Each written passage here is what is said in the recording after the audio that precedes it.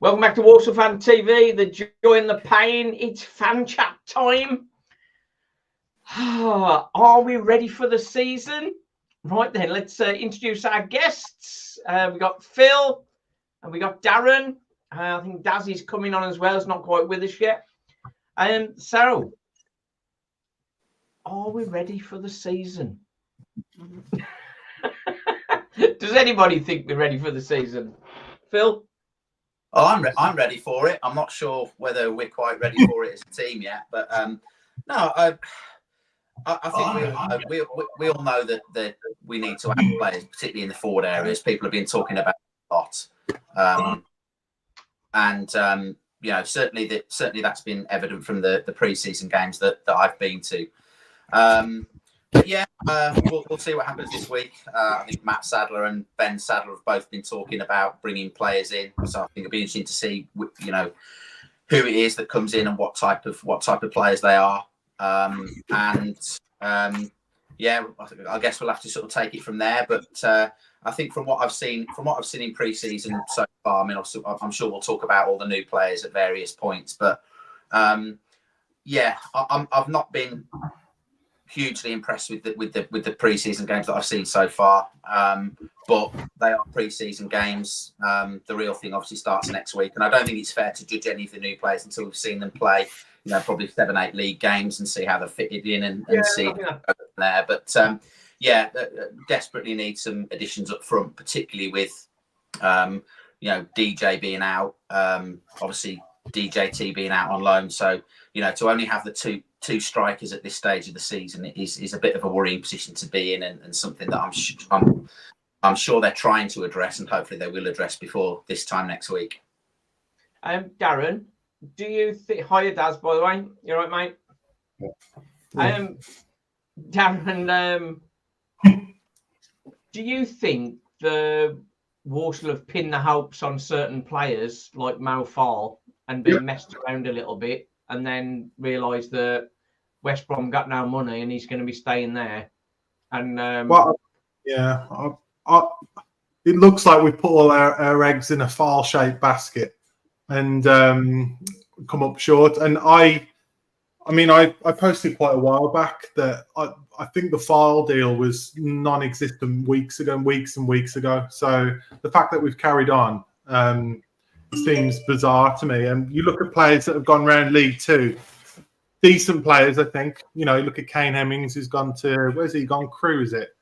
Jaden Stockley, players like this. So I think we could have probably picked up if we hadn't signed Matt and Gordon, which I'm sure we'll come up to later. I feel like, if we remember 2 years ago, was it 2 years or last year? I can't remember. Last year, perhaps, when Ben Boycott released that statement about the laser sort of focused new recruitment strategy that would be implementing. I haven't seen much evidence of that yet. No. We go to Daz. My initial question: are we ready for the new season? Ignoring strikers, do you think we're ready? I don't think you can ignore strikers, Simon. We ain't ready. You know, it's an issue. It's an issue. Yes, I think the two lines in front of the strikers are relatively stable. We could be better. We could be worse. But until you've got somebody who can score through the door, you ain't ready. I think we've got a lot of goals we've got to catch up on. There are a couple of rumours for strikers that we want to get to. I've got a couple of names that could be interesting. First of all, keepers, Sam Hornby and Tommy Simpkin. What are we thinking about those from what we've seen so far? Go Phil for these. Yeah, to be honest, the two games that I've seen, which are the Drogheda game, which I say unfortunately I didn't make it to, but I did watch it on Sadler's Plus, and the game at Solihull yesterday, I don't think either of them have been particularly tested in those two games. Hornby made a couple of decent saves in the second half against Drogheda. Simpkin yesterday had very little to do, but what he did do, he did competently. They both seem. I don't think our problem's going to be with the two goalkeepers from what I've seen. Although they have been, as I say, relatively untested. Some of Simpkins' kicking in the second half yesterday was a little bit wayward. But from the little that I've seen so far, they both seem perfectly competent keepers. I went to the Alvechurch game. Tommy Simpkin. We probably wouldn't have won that match if he hadn't been in goal. Made some excellent saves. So really positive about him. Go to Daz. Defence. What do you think about the new additions? I think we recognise most of them.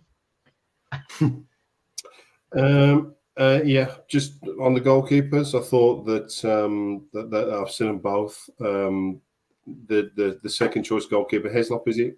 I thought he did well at Tranmere. Hornby, yeah. Thought he did really well at Tamworth. And he did well at Drogheda as well. Fullbacks, we've got two pairs of fullbacks by the look of it. I haven't seen much of a Doma, to be honest, but Barrett and Liam Gordon clearly like to get forward. I think Ware sits a bit more than Liam Gordon. I think the two centre halves on the outside are going to have to do a lot of shifting over. I think that centre half trio is going to have to be pretty mobile with the way the fullbacks are going to bomb on. It'd be interesting to see what his three centre halves are. I think Taylor Allen is one. The other two, we'll see. I'm interested to see where he plays McKenty as well, to be honest. I think McKenty is going to get the right-sided centre half, and Taylor Allen left side, and then it's whether he goes at Kagbu or the Priest in the middle. And I'd go with Kagbu every day at the minute. But then Priest has got the experience, hasn't he? I got a feeling that Kagbu is going to play in the middle, and then it's down to Sadler where he wants to play McKenty, because if he wants him in midfield, it's the Priest in it, on the right. Yeah, I think he's back. I think he's back in the back three now. McKenty. I know he against Dordrery played in the middle, didn't he? But I think he's set for the back three now, and I think it's a good thing. He can come out and sort of attack. Likewise with Taylor Allen. It's whether a Kagbu is good enough to hold it all together. But from what we've seen of Priest, not quite up to full fitness, I think, is probably the best thing to say. Daniel's injury, he's going to be out 8 weeks, so I think that's a blessing in some ways, because I think the others are ahead of him. Would you agree with that, Phil? I think a lot. You know, we suffered with injuries last season, and I think one of the important things next season is, I think if we are going to do well next season, I personally think Farquharson is an important player for us. I know I agree. I think he has looked shaky in pre-season, shall we say? But I think back to the Precy Farquharson that we had at the centre of defence when we had that good run over Christmas and New Year last year, and I think he was a bit of a rock in that team, and I think we missed him when he got injured. But he's injury prone, and we've got other players in the team who are injury prone. I think getting 40 plus games out of Priestley Farquharson, getting 40 plus games out of Jack Earing, getting 40 plus games out of Oshin McKenty, I think that's important for next season if we're going to do well. I think they're good players. Somebody put a stat on one of the social media sites not long back about the lack of time that Oshin McKenty and Jack Earing have played together. I think they've only played together for something like just over 90 minutes, which, considering they've both been at the club for the last 2 seasons, was, shows the extent of the injuries. I think as far as Donovan Daniels is concerned, again, I worry about how he'll come back from his injury. I think if we look at the Donovan Daniels at the end of last season when he came back from injury, it was a different player to the one that we had earlier in the season. So there are options in defence. I agree with what Daz said earlier about who I think that the the starting back three will be. And I think having a Kagbu there as cover if Priest is injured or if other players are out. So I think there is cover there. But I think it's important that there's certain players who I think we need to see on the pitch more often than not if we're going to do well next season. Yeah. I don't think McKenty is particularly injury prone. I think previously he's sort of been fairly consistent in his previous clubs. So, although actually, no, he did have another injury, didn't he? I'm just thinking. I mean, he missed the whole of the first half of his first season with the shoulder injury, and then he obviously had the injury at the back end of last season as well. So he's missed some quite considerable chunks of time. And I think McKenty's a very good player. I think if he plays regularly, I think I rate him, and he would be my right-sided centre half. But I do appreciate the job he does in midfield. But personally, that's where I'd play him, and that's where I think he can be most effective for us. I think Matt Sadler will definitely play him. It's just where he plays him, isn't it? Darren, where midfield three? Who's your midfield three? I think it'll have to be this one. I think. Yeah, I think it'll be. Well, I think he's got no choice but to play Stirk. I think in the holding role. I think that's where we need another one of the 3 or 4. I think we'll talk about this later, but the incomings before the end of the window, that would be a position I'd try and strengthen, because I don't think we have a general who can dictate play. And I think when we played Bradford, I think in that home game towards the end of the season, I thought, is it Smallwood who's in midfield for Bradford? He absolutely run the shop, and we haven't got anyone like that. He dominated the game. So I think it will be Stirk. And then I think the 2 8s that he likes to play will be Lakin and I think Jealous is what he'll go with, because Earring's obviously not fully fit. My 3 would be Stirk, Lakin and Earring if I could pick. But I think it'll be Stirk, Jealous and Lakin as that little triangle. And just going back to the centre half, so I think the way we were if you remember the Wrexham game at home, one of the big features of that game, why we played so well at that home game, was the underlapping the outside centre halves who were like walking into midfield. McKenty's perfect for that because as we know, he can. I don't think he's a midfielder personally. He can't play as an 8 at least, but he can. Certainly, he's got the skill with the ball to kind of push in. Same with Taylor Allen, right? He can push into that underlapped outside centre half role. So I think that could work quite well. I just think we're missing a kingpin in the middle that can kind of dictate play. And I'm sure we'll get onto style of play later, but those would be my midfield. Yeah. I'd be curious to see what others thought. I definitely want to touch on style of play. We definitely want to get to that. Particularly, I want to mention Craig Shakespeare as well. But we'll come on to that. So in your midfield, Ronan Mayer doesn't get a game or doesn't get a start. I would play him. I'm guessing what Sadler will do. Sorry if I didn't make that clear. I think that's what Sadler would do on Saturday. I think that would be his 3. It'll be Stirk, Jealous, and I'd play him. Play the boy.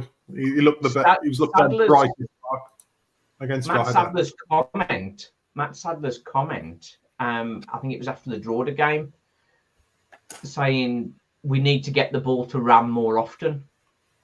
It would help if we actually played through midfield. That would be a starting point, wouldn't it? But yeah, he's only going to develop by playing.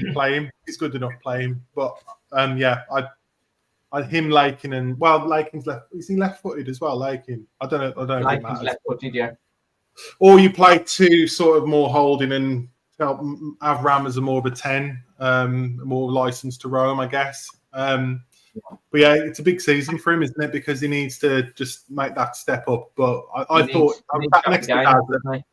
was sat next to Daz before the game and after during the game at Drogheda, and I think we both said that he looked one of the good like points positives that we could have took out of that game. He looked like something could happen when it goes into him. Whether Sadler trusts him, is another question, but we'll see, I guess, on Saturday.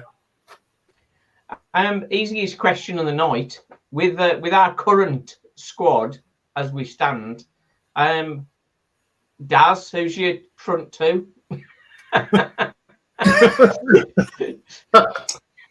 Let me think. Actually, I've got a bit of a tease in there. Do you start Ram up front? No, I think you could probably do that the 10 role. I don't. Where is he going to pick him? No, he's not. He's front two until he signs somebody. He's front two predetermined. It's not like Morecambe are going to have to do much guessing on who we're playing up front until we sign somebody. And I guess then there'll be no guessing. But no, I think there'll be opportunities because I can't see Matt playing 90 minutes every week. I think there'll be opportunities. It worries me when Matt goes off and we push Gordon right up front. I got a bit more time for Gordon than most, but having Gordon at the very top of the pitch it makes very little sense to me. I want to specifically discuss Josh Gordon because Matt Sadler obviously likes him as a player. Is it just he's low on confidence? Against Solihull, at no point was he looking to sort of turn and run at the defence, not looking for any through balls. He's got great pace. Why is he not sort of trying to get on the end of balls and sort of go on the last defender? Why is he not trying to do that with the pace he's got? I'll leave that out. Who wants to jump in on that? I'll go. I can talk. I can have a go first. Well, we had that. I mean, if you look historically, he's had that one season at Barrow where he scored double figures. But otherwise, he's been probably, I don't know, 8, 7, 8, 9 goals a season. So I think that was more unusual than the norm for him. Now, I could understand if we had signed him and we hadn't signed Jamil Matt, for example, and we put that money into another striker that could actually play 90 minutes and didn't have mobility issues. But I can understand. I'm just more annoyed that we've signed both of them, to be honest with you. Yeah. And we haven't got in some. We had the brilliant chance. It doesn't happen that often to reset the entire forward line basically in the summer. And I would have understood him more if we hadn't have re-signed Jamil Matt personally. But I think why did we score? He just doesn't look like a natural goal scorer to me. He looks like, what he says on the tin. We all know he loves running, chasing balls. I don't think he's particularly smart with it because he just chases everything. But then I don't think we press effectively. So oftentimes that, you've got him chasing the ball. No one else is following him and there's big gaps everywhere and the other team can just play out. So I can understand the thinking. However, I'm more puzzled with Jamil Matt personally, but I'll let one of the other two. I know Daz is more positive than me. The thought was that Jamil Matt was going to retire, so I don't know what happened there. I'd heard word that he was going to retire at the end of the season, and we expected that. And then when they announced he signed another year, because with minutes he played last season, that equated to 20 games. So he's going to play less than 20 games. So that's a wage for somebody who's going to play less than half the games. So I just think it was a great chance to reset it, Simon. Like I really do. We could have reset that forward line, and I don't want to hear moaning about the budget or anything because he's chosen to sign them two. So that's on him. Now you've got a good point there. Let's mention the budget. Chris Smith's 25% budget cut. Is that correct? Now, Ben Boycott said very publicly at the fans forum that the budget hadn't been reduced, but with 13 players out and 9 in, and two of those of the 9 were Ronan Mayer and Evan Weir, who were coming back from loans. Yeah. So with 4 players short, I mean, we will sign other ones, right? Like we will get people in. You'd like to think at least. Yeah, but I before mean, the end of the window. But like, I think there'll be loans. I don't Where's think the the money? budget. I don't think the budget's being cut. But I nor do I think it's particularly high. Is what I'll say. Yeah. Okay. Phil? I think Darren's pretty much summed up where I am with the whole thing. We spoke at the end of last season about which players we would keep and which players we would let go. I think we were all pretty much unanimous that we would release DJT. Again, he was chosen. He kept him on and he sent him out on loan. If he goes to Georgia and scores a few goals and gets a bit of confidence, maybe we'll see a better player come back. But I'm not convinced. I think with Jamil Matt and Josh Gordon, jumping to both of their defences slightly here, because I know that they're copping a bit of stick at the moment, and I can understand why. But we could have had, a prime Ronaldo up front yesterday, and I don't think they'd have really got much out of the game because the quality of the ball forward was poor. Taking Josh Gordon yesterday, it was kind of a typical Josh Gordon performance yesterday. We all know what qualities he's got. He worked hard. He pressed from the front quite well. He stopped them getting out on a few occasions. He did a few nice little flick-ons in the second half and link-ups. But 10 minutes to go or whatever it was, good break down the left. Liam Gordon played him in, nice little ball. And he took a pretty poor first touch and then hit his shot straight at the keeper. He just seems to lack composure in front of goal. The chance he had at Georgia as well. I think there was somebody had a shot and the ball rebounded to him. He had most of the goal to aim at and he snatched it wide of the post. He just, the statistics on Josh Gordon don't lie. He's a 1 goal in every 6 game striker. That's what his career statistics are. So even if he lives up to that this season, what we're going to get 7-8 goals out of him this season. Now that's all right. That's not so bad if you've got somebody else there who's banging in 15 or 20 goals next to him, and it becomes part of a good partnership. Then I can live with that. But I don't think we're not going to get that with him and Jamil Matt. Jamil Matt to me was probably kept on for a year as somebody who could come on in certain situations where a bit more physicality was needed, a bit more aerial presence was needed. I don't think Jamil Matt was signed in the thinking that he was going to start 40 plus games a season, or he certainly shouldn't have been. But as I said earlier, to have him and Josh Gordon as the only two striking options at the moment. I mean, I think Jellis played up front for the last sort of 15-20 minutes yesterday. That's where we are. And just going back to Ram as well. I know that there's quite a lot of talk and an opinion about him as well. I worry that he'll be underused again this season. I just worry that he'll be underused.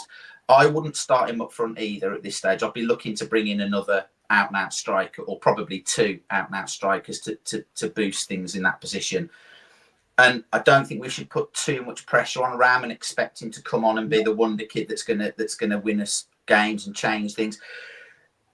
I would have him in the squad every game, and I'd be looking to bring him on for the last sort of 20-25 minutes because he does offer something different. He's wiry, he gets in good positions, he's good on the ball, and he has got an eye for goal, which he's proved on his loan spells at Rushall, and he proved with his finish at Georgia. But I just don't put too much pressure on him. I think there's a lot of talk about him at the moment. Just let him progress naturally, but he's got to be given the opportunity. He's got to be given ample opportunity to come on and show what he can do and build it up from there. But just as I say, I don't want there to be an expectation that he's going to be the next great thing and come in and get us and lead us to promotion. Just back off him a little bit. He's still a youngster. I think it's fair to say that Jellis has looked very good as well. But Jellis and Ram combined are not going to replace the goal contributions of Isaac Hutchinson. No. One thing I'd say about Jellis is he's clearly worked. If they did, obviously, but it's unlikely. Yeah. I think one thing I'd say about Jellis is he's clearly worked very hard in pre-season on his fitness. He looks fitter and sharper than he did in the games that he came on at the end of last season. I think he's looked quite busy in the games that I've seen. I think there's I think there's a decent player in there. Again, he's still rough around the edges and he's going to need to be given time to develop. But I think there's been some encouraging signs there in pre-season. Yeah. I think as far as the strike, Carl Harbridge has made a comment. Why have you left it so late to get the strikers in? It is difficult. And I think with us not having the biggest budget, regardless of whether that's been reduced or not, with us not having the biggest budget, we are sort of competing with teams that perhaps are going to sort of price us out of it. And that leaves you a bit limited. Want to come to you, Daz. We know it's not just the strikers. The style of play. For those that saw us against Blues, we passed the ball around excellently and looked a very good team against Blues. But against Drogheda and Solihull Moors, we were awful. So what's gone wrong there, Daz? I better talk before Darren kind of goes into explosion mode on this one. Does anybody know what our style is? You know, 1 minute we seem to want to knock it around, the next minute we just lump it forward. I don't know, but I'm intrigued to see what comes in the next couple of weeks, because I don't know what our pattern of play is. I don't know whether we're a passing team or a long team or a pressing team or a sitting back, hitting people on the break. I don't know. I honestly don't know. I watched a fair bit of football over my life, and this team confuses me more than most. Maybe that's the plan. Maybe that is the plan. We heard from Ben Boycott saying we're going to play attacking front foot football, which obviously we haven't seen. I want to not completely change the direction of the conversation, but we recently heard of the passing of Craig Shakespeare, which for a guy to pass before 60 is a terrible loss. As a player, we that are old enough have remembered some great performances. I recall the 83-84 Milk Cup semi-final against Liverpool, of which Craig Shakespeare was in there doing his stuff. But that era, Walsall, passing football, like I commented on somebody today that in that era, the way we passed the football around, I think occasionally the fans would sing it's like watching Brazil and that sort of stuff, like almost in jest sort of thing. But we really did pass the ball about very, very well. Is that ever coming back? Because it seems like it's just gone. If you want to share any memories of Craig Shakespeare, continue. Go Phil first. Yeah, just on Shaky. Yeah, really sad news. I started watching Walsall mid to late 80s when I was a kid. He was my first favourite player as a Walsall player. He was the player that I pretended to be on the playground. He was the player that I pretended to be in the school team and whatnot. I learnt to kick with my left foot so I could do better impressions of Craig Shakespeare on the when I was taking free kicks and corners and stuff. I thought he was a cracking player, one of our best midfielders that we've ever seen. And yeah, real shame about losing him. But yeah, I mean that going back to that era, that team of sort of the mid to late 80s. I mean, you had players like Craig Shakespeare, who was always worth probably 10 goals a season from midfield, and then you had David Kelly, Trevor Christie, Gary Charles, Nicky Cross. There was just goals all over the place, and I remember them being a much more free-flowing and high-scoring team. I think football has changed a lot since then, generally in the way that it's played, and this. It's a different game in lots of ways, but I mean that was a particularly good Walsall team, and obviously ended up getting promoted into the what's now the Championship through the with the famous David Kelly hat-trick at the end of the season against Bristol City. Yeah. But yeah, Shaky was a great player.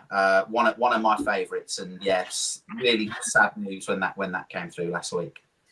Yeah, Daz made his debut in that shirt behind you, Simon. 81, 82. Yeah, yeah. It might have been the one before that actually, but he certainly it's not far off then.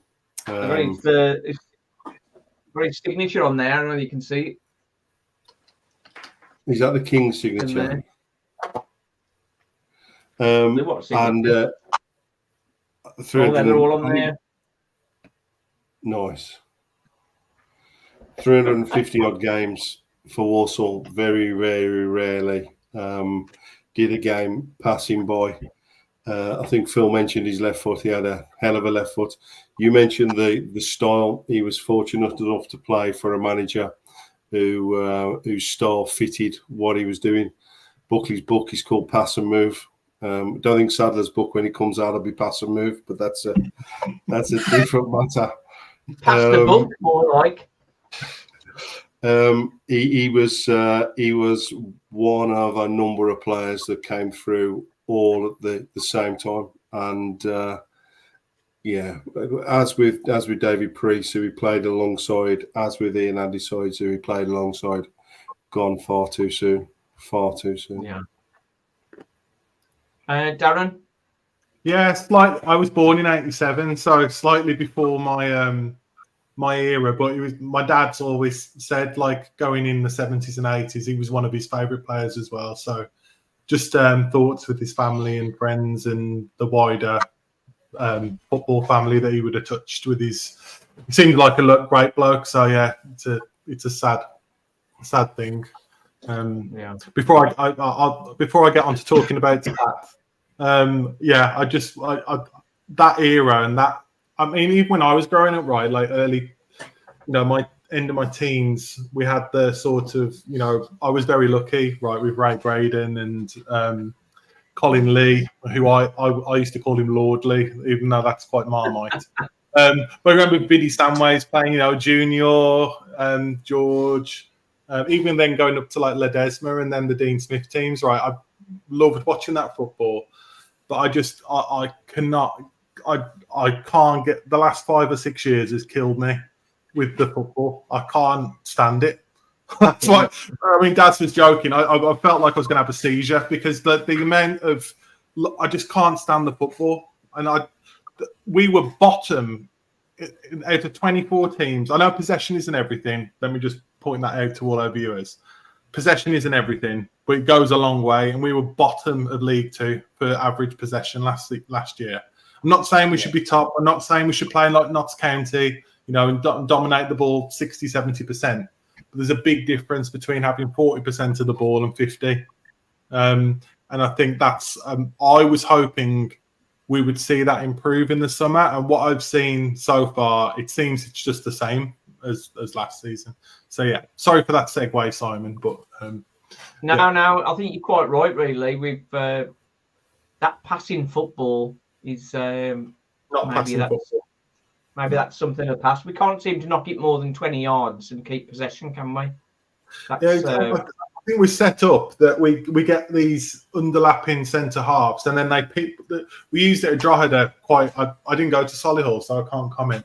But that diagonal, we seem to be hitting quite a lot. That seemed like the only sort of plan, and that can only work so often before better teams will work that out.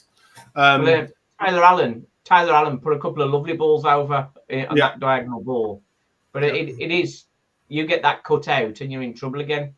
Yeah, I think I've said this on social media. I don't think it matters that much who we sign. Obviously, I want us to sign a decent couple of forwards, but unless the style, I think one of you said it before, unless the style of play changes and we're more confident, progressive on the ball, I cannot see that team getting promoted or even in the top 10 next season. I think some of us are worried about staying up, to be honest. I mean, I wouldn't go that far, because depends on the strikers we're bringing, of course. I just want to cover off a a question, a statement from Fallen Maniac. Can't say Conor Barrett has impressed me so far. For a 3-year deal gives him chance to improve. He's got a bit of a discipline record, I think, from his time at Fylde. So that is something we need to watch out for. One thing I've been asked to mention, Colin Moss said we had 6 reds last year. Evans, Allen, Comley, Akagbu, Hussey and Knowles. So are we worried about discipline? Overall, 10th in the table for most penalty points, effectively. So not the worst, but sort of around about mid-table. Anybody worried about that? I don't think the discipline was particularly an issue last season. I don't think 6 red cards in the way that some referees dish out cards these days. I don't think 6 red cards is particularly concerning. Just going back to Conor Barrett and the comment there about him. Yeah, I think it's been a bit of a mixed bag from what I've seen of him in the first couple of games. There's been moments where I've been quite impressed with him, and there's other moments where yesterday in particular, in the first half yesterday, there was 2 or 3 times where Solihull got in down their left-hand side, and there was one occasion in particular where he was caught ball watching horribly and didn't follow his runner, and he managed to get in down the left. So there's been a couple of moments defensively that have been a bit worrying. But I think he has got forward to good effect, and he had the best chance of the game yesterday. He should have scored. There was a chance in the first half where he made a good overlap down the right-hand side, put a decent cross in, and then I think the ball came out. And I think it was Taylor Allen. He swung the cross in with his left foot, and he had a header from point-blank range, which he put over, which he really should have scored.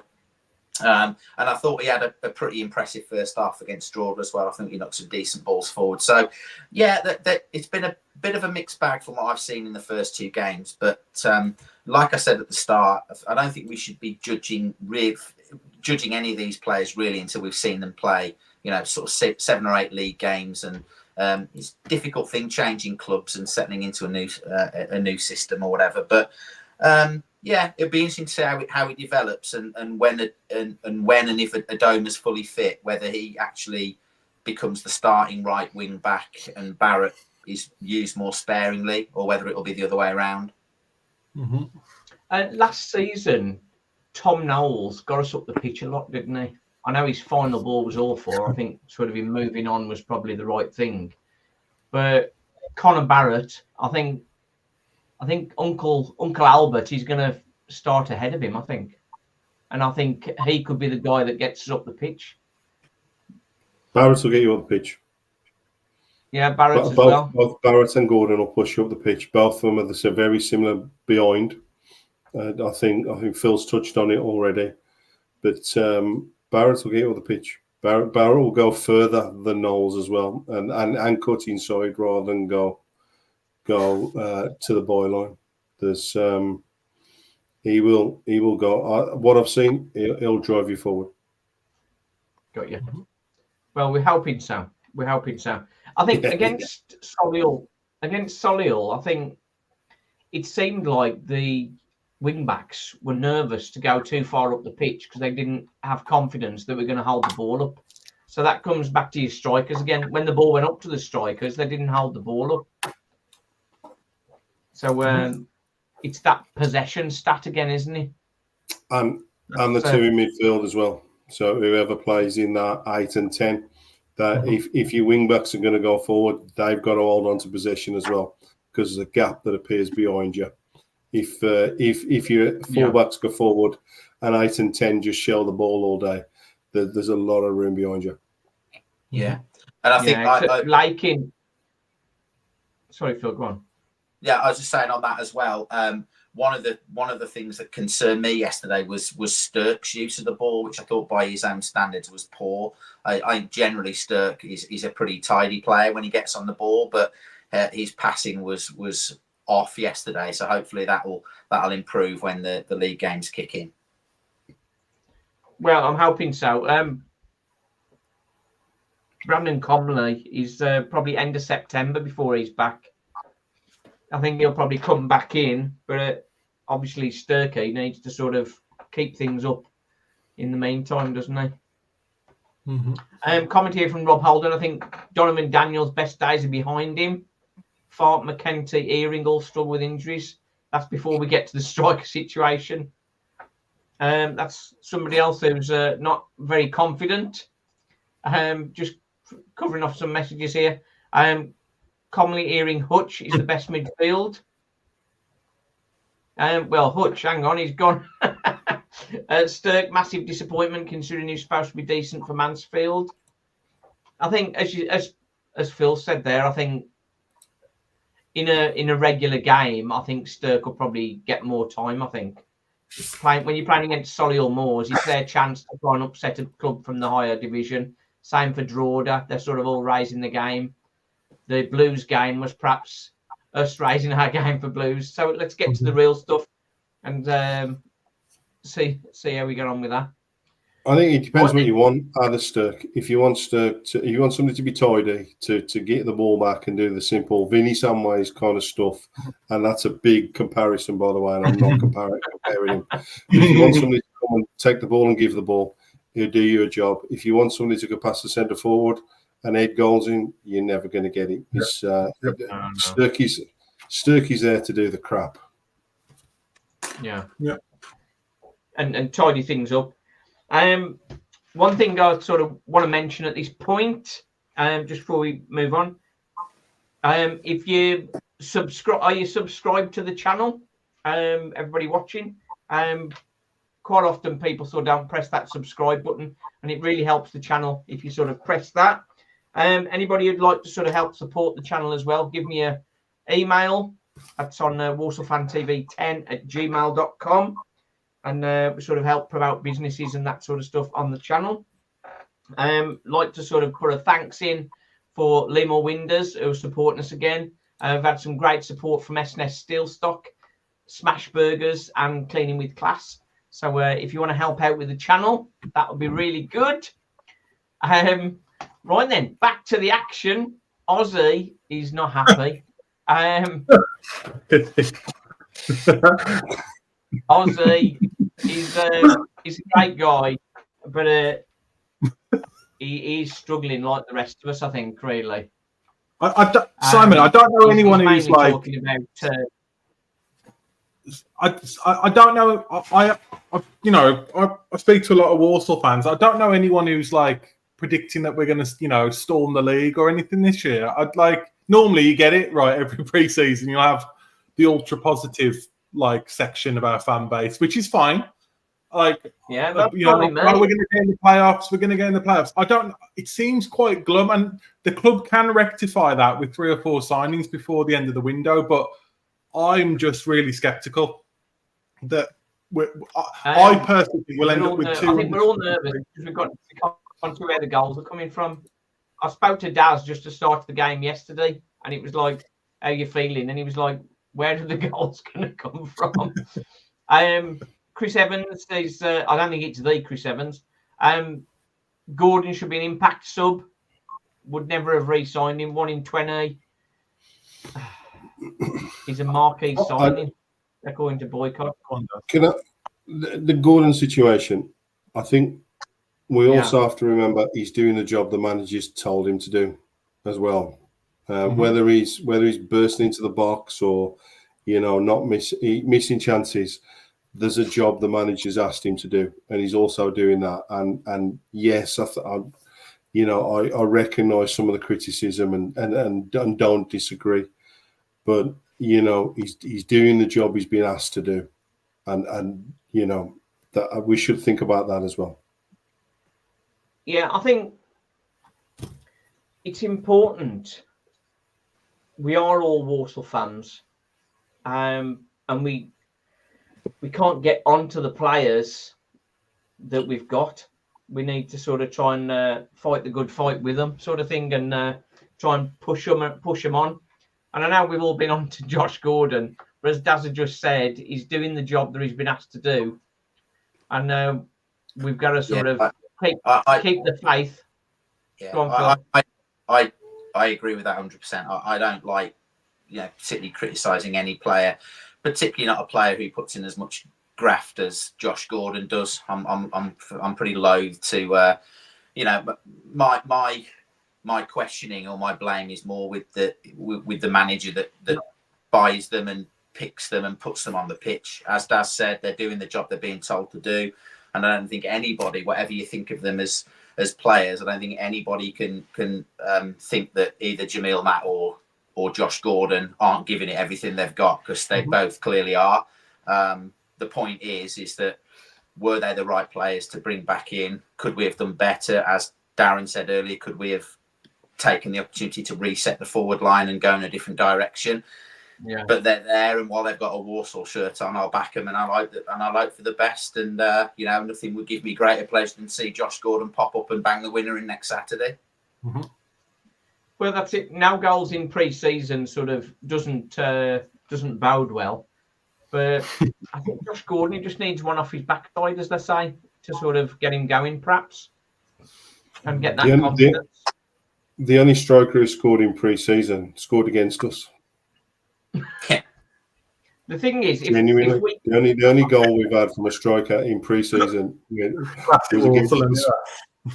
Classic Walsall. Yeah, brilliant. Classic Walsall. Would you, if we can't get anybody in for Saturday, would you bring him back, Douglas James Taylor? No, absolutely no chance. No.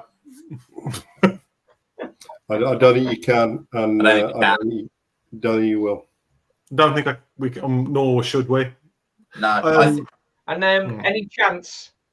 Is there any chance that this guy can play up front instead, Adama? I mean, it's square pegs in round holes, and asking a 36, 37-year-old to go and play up there, it just seems so scattergun. And if you remember that's his position. That was his position. That's where most of his career has been at centre forward. Who, Adama? Uncle Albert Adama, yeah. I thought he was a wide player predominantly. Like no, he played centre forward for Villa. He played centre forward for Villa. Did he? Oh, okay. Yeah. 15 goals in the season they've gone into the Premier League. Yeah, I think the fact that we're having that conversation about having him up there, it shows that the recruitment, something's gone wrong. I think wing back is probably better. He's probably better at wing back. Yeah, I mean, if he's 36, 30, you know, it just seems. I personally think we'll end up with 223 loans coming in to fill up those striker spaces. I hope I'm wrong. But Funny you mention that. Yeah. That's next on my list. That's next on my list. It's like we planned it, Simon. I do believe it's like we've scheduled this. It's all scripted. I haven't mentioned Liam Kinsella yet. There we go. Carry on. Liam Kinsella. There is a rumor that there's two from the same team coming to join us. But before we get on to them, I just want to talk about DJ. We had a whisper that he was sort of got issues. It's come out now, sort of like a neural issue. Right, I was talking to a guy at the game yesterday, Scott, and he'd actually spoken to DJ, and DJ says he's back in training next week. Should be playing within a couple of weeks. Now, who's he going to be playing for? Is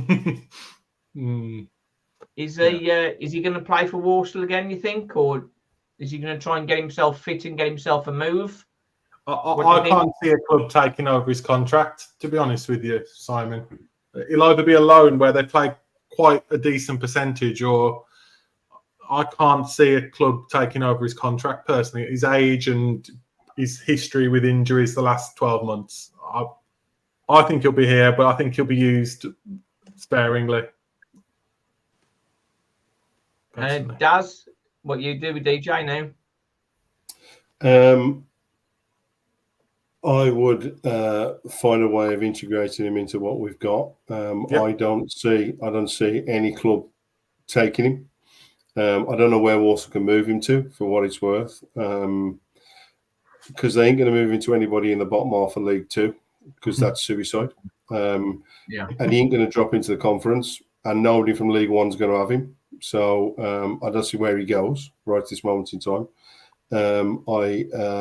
He's got form of seeing his contract out. So the likelihood is you're going to have him for the full year. You have to find a way to use him. It's as simple as that. It's we're talking about we've got nobody who can finish. We have got somebody who can finish when he's fit. We have to find a way to use him. It's and as Darren says, you can't moan about the budget when you're not playing what somebody who you're paying whatever they are paying for him. And I don't want to get into the number, but he's clearly not here on £300 a week. He's one of the highest wages. About the budget when we are wasting. Yeah. So Phil, find a way to get him integrating. I haven't really got anything to add that hasn't already been said about DJ. We spoke about him a lot last season. It's getting a bit boring now talking about him, but it's one of them, isn't he? A fit and firing Danny Johnson makes us a better team, as far as I'm concerned. So let's hope that happens as soon as possible. Couple of the guys that across the season, I'll get sort of messages from people saying, "Oh, we're going to sign this guy, we're going to sign that guy," and I do get sort of pulled into it. But this season, I've tried not to sort of throw every name that I get given onto the channel, because it just becomes daft, really. Becomes a James Norwood situation. But there's a couple of players from Stoke who are rumoured to be two strikers that are joining us. Nathan Lowe, 6'3", going to be 19 next month. Played 14 games for Stoke last season, scored just the one goal. And the other guy, Emre Tezgel, same age, he's going 19 next month. Went on loan to MK Dons, scored 3 in 15 for them. Spoke to John Harries, is my contact's MK, and he said at the end of the season he was phenomenal. So two very young players, but both from Stoke, maybe a bit of an understanding there if they've been going through the ranks together at the same age. That could be an interesting two. I've got a bit of an update on that one. From my sources, it won't be that Tezgel. It might be Nathan Lowe and Reyes Cleary at the Albion. Reyes Cleary, he's a bit of a battler, isn't he? He's very physical. I don't know whether it'll be both of those or we're looking at both, but I think we'll be. I wouldn't be surprised if those are the two who came in. Yeah, we could get the other guy, but I think he might go back to MK Dons from what I can hear. But okay. And Reyes Cleary, he's one we sort of highlighted right at the start of the window, really. Yeah, I think Morocco Mole. Reyes Cleary, very. Sorry, what they call him?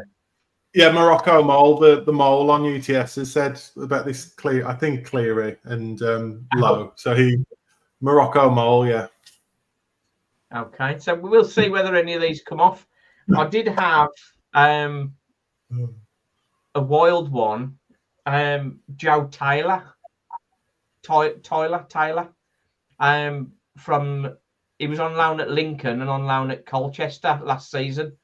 For me, if we got him, that would be a game changer. But I think he's going back to League One. I would think he's from Luton, but I think that is one that we would absolutely knock everybody's socks off if we had somebody like him coming in. But we're not going to mention the budget, so let's move on from that. The Abandoned Hunter got to Blood Ram this season. Yeah, and I think Ram's out of contract at the end of the season. So I think if we can get him into the team, I think without doubt, Walsall looked a better side on Saturday when he was on the pitch. Do you agree, Daz? I think every time I've seen us play, he's been the one player that looked capable of opening the back door. Tamworth was probably his least impressive of the three that I've seen. The other two, he by far the most likely to to open the back door. And like you say, he's out of contract in the summer. We need to find out. We can keep waiting, but we need to find out whether that is. And I think it's right. You do it kind of in substitute appearances to start with. But not many times he's come off the pitch and you thought he ain't done anything. Yeah. Well, I think, as you say, against Tamworth, the physical side of it he perhaps struggled with. Against Blues as well, their centre half didn't give him much. And that's perhaps the problem if you're trying to play him as a second striker. He's probably better in that 10 role, sort of getting involved in that part of the pitch. That's where he's gonna do the damage, isn't he? Yeah, mention. Sorry, Simon. Go on, Darren. Just on Mayer, I remember I went to the Blackburn Cup game at the start of last season. He was great. He scored, and the most attacking football I'd seen, like going forward. We played 4-2-3-1 the last sort of 15-20 minutes. We had Ote, Ram, DJ up top, and I forget who was playing in the hole. Hutch, probably. And he looked brilliant, bombing on, going forward. So just to echo, really, I think he's got to play and just to push him on. But just wanted to mention that Blackburn game where I thought he was brilliant when he came on. Yeah. Phil, anything you want to add to that? No, I just reiterate what I said earlier. In that I just hope that I've got a horrible feeling he will be, but I just hope he isn't underused this season. We need to see him on the pitch. We need to see him coming on and give him the opportunity to try and change games. Yeah. I thought I was negative. Yeah. Ozzy's not happy, is he? He's not happy, this lad. Oh dear. Went. Just a comment here from Alan Joyner. Great atmosphere, the Anfield game, great memories. That is. Jamie Ward. I went to Solihull and I was just bored. Yeah, and that's the problem, isn't it? That's the problem. The football. Here's another one. Just catching up on some of the comments, really. Evan Weir, by the sounds of him, he could be the first to get a red card. Yeah, against Blues, he didn't get a yellow card against get sent off. Carl Harbridge comment. Honeymoon period over for the owners. Yep, absolutely. We have to move on this year. The thing is, we sort of don't want to get carried away with the budget conversation, but it seems like there's not a lot of money around. Whether the budget's the same or not, there's not a lot of money. We've had 100+ grand for Hutch, Jackson Smith, some money from there. So between that's probably going to be 150 grand all in. So that would help you get a striker, wouldn't it? 150 grand. And one thing, Simon, I don't think we've talked about Hutchinson much in the last 58 minutes. I think him going's devastating for this team, and his set pieces, assists, and goals, which is stating the obvious. But have we even replaced him as well? I think it's not just a striker. No, we haven't. We haven't. I went through the thing. If I can find it in my notes somewhere. The players that have left us were 42 of our 69 goals. That's how do you replace that? How do you replace that? I think particularly going back to Hutch as well, it is, we've spoken about style, and we've spoken as well about the fact that we don't exactly dominate possession in games. In fact, I think we have the lowest possession of any team in the league. So when you haven't got a lot of possession, when you have got possession, you need players like Hutch. You've got a bit of quality and a bit of flair to make the most of the possession that you have got. You obviously, a lot of his assists came from his set piece delivery as well, which is one of the reasons why our set piece stats went up last season. It's a big hole to fill. You know, his goals and his assists, and in those games where we don't see a lot of the ball, and then having those moments where he can produce something. I'm looking at our team now, and apart from probably Ram, who we've spoken about, who do you see in the team who's going to excite you when they get the ball and think something could happen here? No one. Well, who's going to score? Who's going to score more than 8 goals this season? Who's going to score more than 8 goals? It's gone quiet. Hopefully, a couple of the forwards that we signed this week. Now, I think now guaranteed the forwards need to be getting 20 goals, but the 2 new strikers need to get minimum 20 goals between them. But then from the rest of the team, who's going to score more than 8 goals? I mean, Lake. I think I'm right. I think I'm right in saying that Lakin in his loan spell at Sutton last year, didn't he get 7 or 8 goals from midfield? It's funny. You're quite right there. He got 18-21, which is really impressive. Okay. Well, that's that. You know, he can recreate that sort of form. You know, I think. I found out. Hang on. I found out 3 days ago. 3 of those were penalties. Okay. Well, it's fine. Yeah. Well, still Put scored penalties then. It's still a goal. The answer to your question, Simon, is we just don't know. I mean, we none of us. The fact that none of us are particularly confident that anyone in the team will get more than 8 goals kind of tells you where we are at the moment in terms of what we've got in the squad. But we're going to be a lot sharper defensively, haven't we? We're going to be sharper defensively.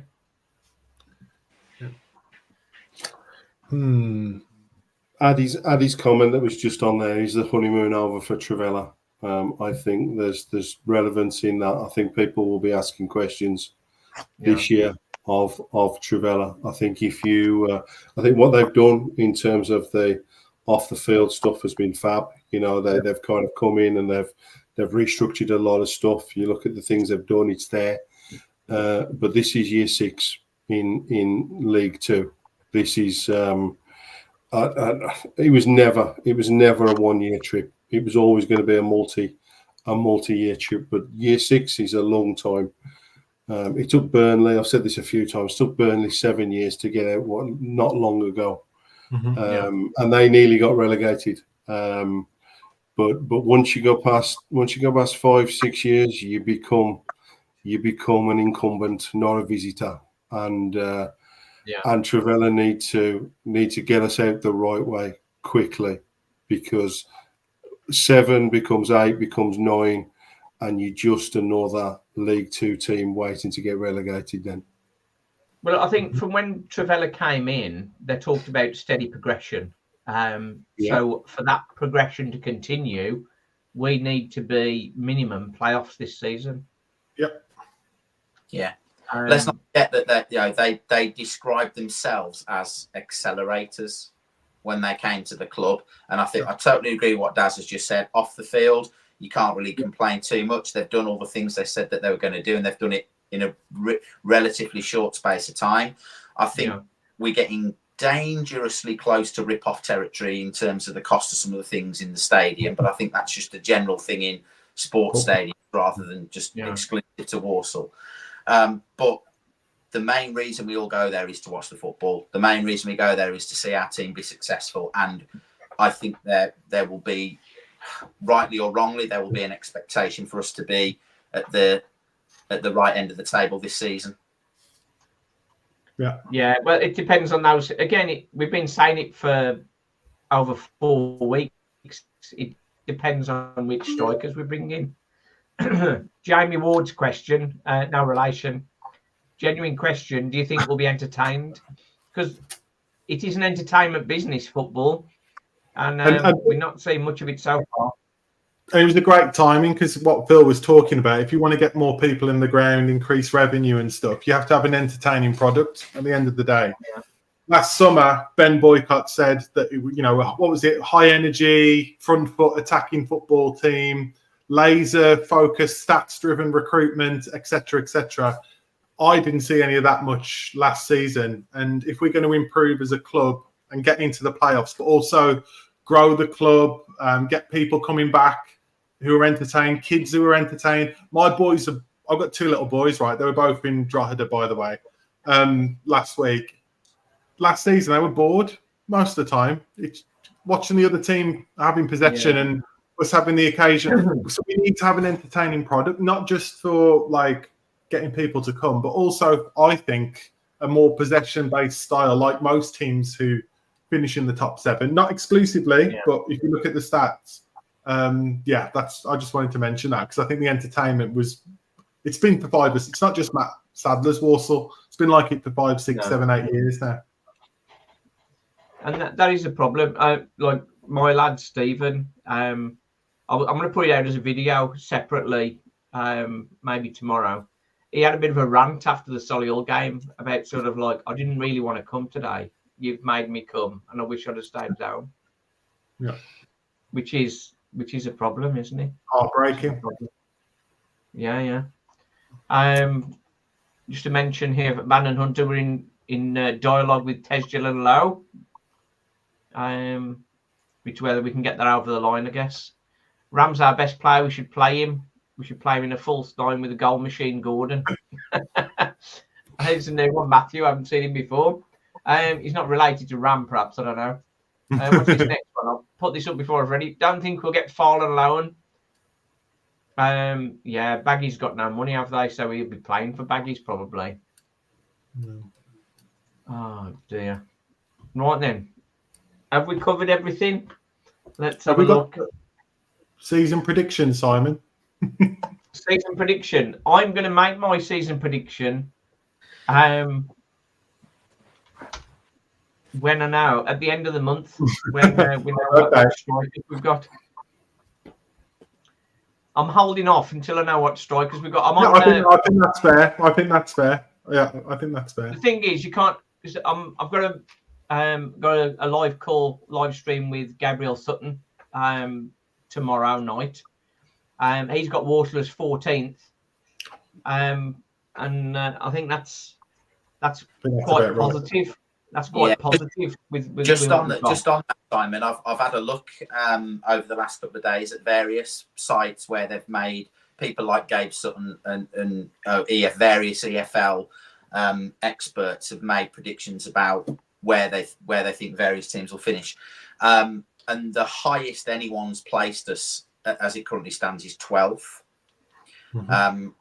Most people seem to have us around sort of 14th, 15th, 16th. So yeah, I just thought I'd throw that in. It's interesting that obviously people looking from the outside seem to have a sort of a similar view at the moment as a lot of the supporters do.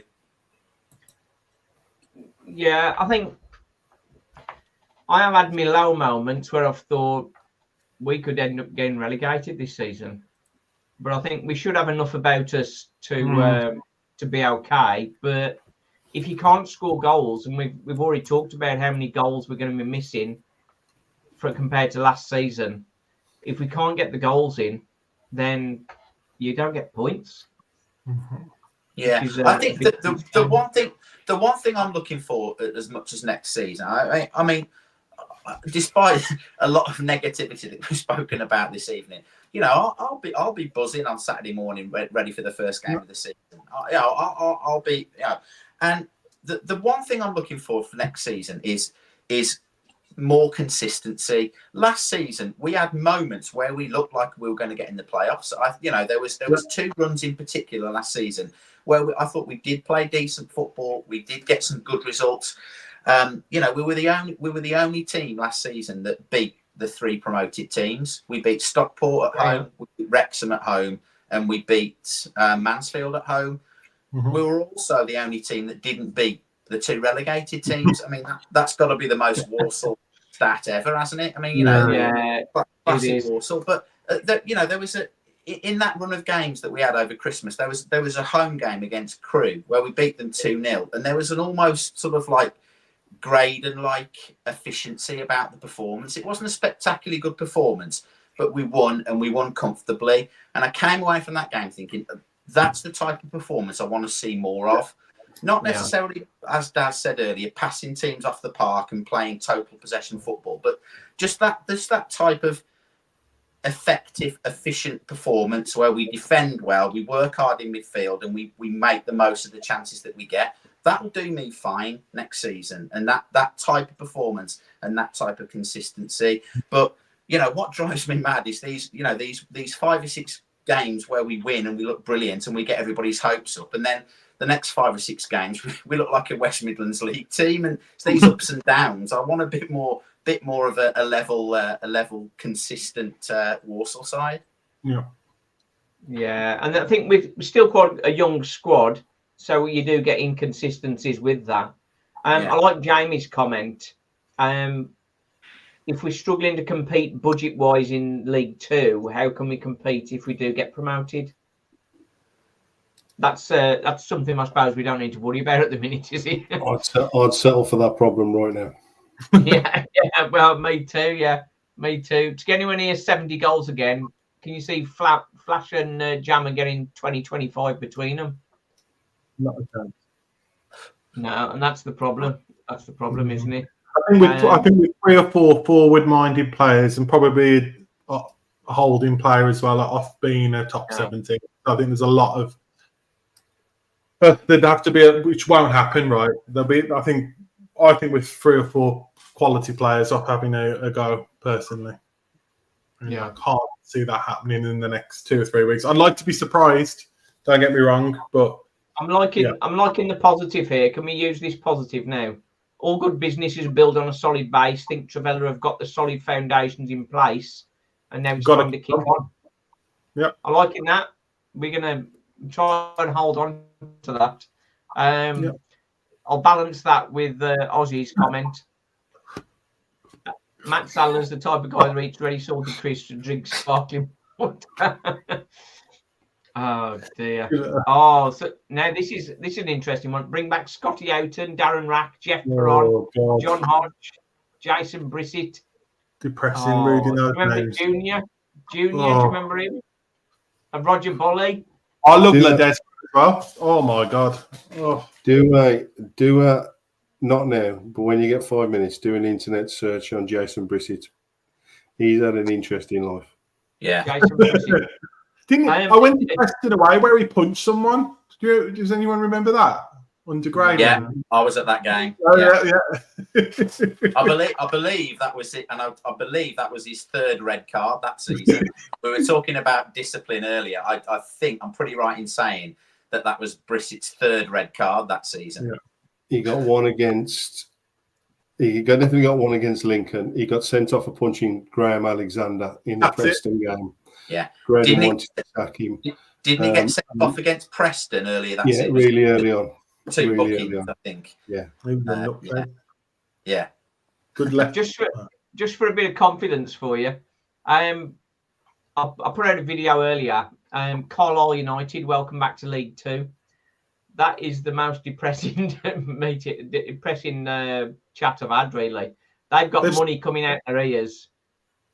They've signed Charlie White, haven't they? Yeah.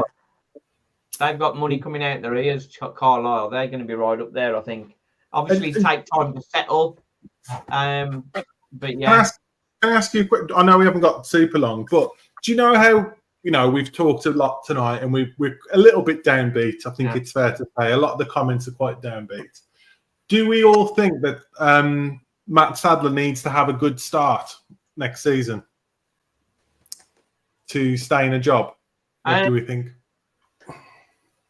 Well, this comment here from Black Country Soul.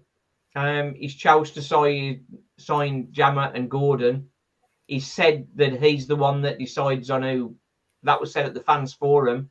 Matt Sadler is the one that's choosing the players and signing the players. Mm-hmm. So what happened to the filtering system? I don't know. But it's definitely down to Matt Sadler. So if we have a poor start, then he's be the one that. It just seems quite negative. Sorry, Dad. I could see Dad. He's going to say something. Sorry. I just spin the question a little bit. What do you reckon Travella thought watching the team with the apparent resource struggle against drug eater reserves? What do you reckon Travella thought of what was going on at Walsall? Because that'd be interesting to know. Mm-hmm. Yeah. And it was Drogheda reserves. It was. Yeah. Yeah.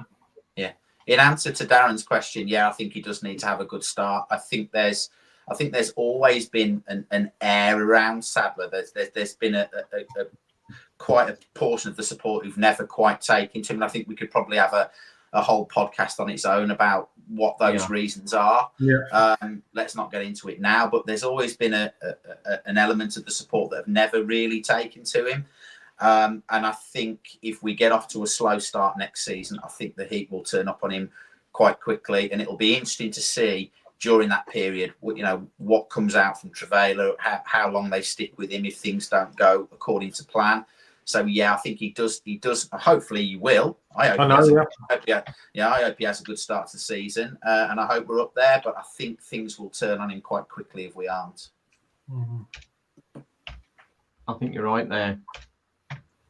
And just one other thing, while we're talking about Sadler, if you just quickly, did you all see his post-match interview after the Tamworth game? I thought he answered that question about incomings really strangely, where he was like, Tom asked him a question that was something like, is it a continuous process, or are we looking to bring people in? And he just went, we'll see, in a really defensive way. I picked up on it straight away, and I know a few other things. So that makes me think he's either frustrated that he was asked that question, or we've been frustrated in the window, or whatever. Sorry, Phil. Sorry, I was just going to say, somebody put on Up the Sadlers a comment along the lines of, it was almost like Sadler was looking at him saying, "We agreed you weren't going to ask that question." That was how his response came across. Yeah, it was a bit like. It makes me think he's been frustrated, perhaps, with the maybe transfer, because we've not had someone in for a while, have we? It's been quite a few weeks since we've made a signing. Yeah. Just getting back to that point there, it's one of the reasons that George Bennett and WM Sport are so important, because if the only diet you ever get is what the club want you to ask, you don't get the full story, and the non-club associated media is still really important. Yeah. Oh dear, it is a torture. I think next fan chat, we'll definitely be talking about Matt Sadler. Good, bad, or indifferent. Yeah. Hopefully, it's a situation where we were. All expecting to get relegated, and then miraculous things happened. Yeah. It'll be positive. Yeah. But the thing is, we've got some reasonable games to start. There's every chance that we could have a good start, and let's hope so. So, but I think the important message is we got to back the team. We've got to back the team with full voice, and hope for the best. And hopefully, I think the more we back them, the more confidence they'll have, and the more likely they'll be able to do something good for us. We've shot over time. Again, if you'd like to support the channel, drop me an email, Walsall Fan TV 10@gmail.com, and we can talk about stuff on there. But final word, Phil? Final word from me. Looking forward to getting back to it next Saturday. Can't wait, despite everything that we've just said. And just going back to the point that you just made about backing the team, Simon, as well. Yeah, one thing I would say as well is, let's give the young players and the new players a chance to bed in properly. Let's not jump on them too quickly if they have a bit of a slow start. Let's give them a proper chance to show what they can do. Yeah, absolutely. Final word, Daz? 138 points to play for. Let's see if we can drop less than 38. Win the league. That's nice. That's nice, Darren. Yeah, just a point on our fans. We haven't talked much about Drogheda that much this week, but our support is unbelievable. I think our away support's brilliant. We just want something to cheer and get behind, and I think our fans are brilliant, and I think we deserve it so much, especially the away support. It's unbelievable up and down the country. So yeah, I just hope we can push on this season. That's all. Well and said. my two boys will be the flag bearers on the pitch on Saturday as well. So we'll blame Your them. boys are out. Fantastic. Yeah. Nice one. Yeah, thanks everybody for watching. Be available on the podcast for anybody who's missed anything. But of course, if you've missed anything, forget that comment. Yeah, we'll be back. We'll be back in about 4 weeks and see where we are then. Nice one. Thanks for watching, everybody. Cheers, boys. Thanks for coming on. Cheers, mate. You're in the pain. How about that?